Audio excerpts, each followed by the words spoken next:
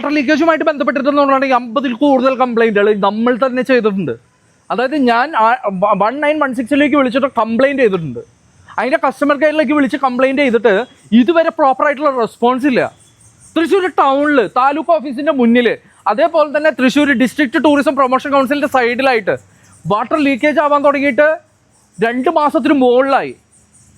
4 മാസത്തോളമായി. 4 മാസമായിട്ടും ആ water leakage solve ചെയ്യാൻ കഴിഞ്ഞിട്ടില്ല.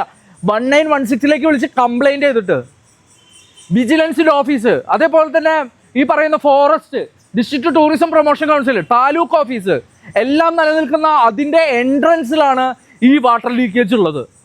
ഇവിടെ 1916 എന്തിനു വേണ്ടിയാണ് പ്രവർത്തിക്കുന്നത്? റോഷി അഗസ്റ്റിൻ എന്ന് പറഞ്ഞിട്ടുള്ള ഒരു മന്ത്രി ഇവിടെയുണ്ട്.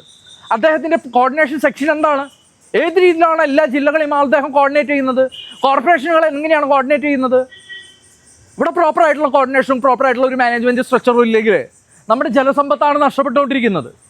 നമ്മൾ ഉപയോഗിക്കുന്ന അതേ വെള്ളത്തിന് കറക്റ്റായിട്ട് വാടകയും കാര്യങ്ങളും കൊടുക്കുന്ന അതേ സമയത്താണ് നമ്മളൊരു കംപ്ലയിൻറ്റ് ബോധിപ്പിച്ചതിന് ശേഷവും പ്രോപ്പറായിട്ട് റെസ്പോൺസ് ഇല്ലാതെ നമ്മുടെ ജലസമ്പത്ത് നഷ്ടപ്പെട്ടുകൊണ്ടിരിക്കുന്നത്. 50 കംപ്ലയിൻറ്റോളം ചെയ്തിട്ടുള്ളതിൽ 15 മാത്രമാണ് അവർ സോൾവ് ചെയ്തിട്ടുള്ളത്. എന്തിനാണ് ഈ കസ്റ്റമർ കെയർ?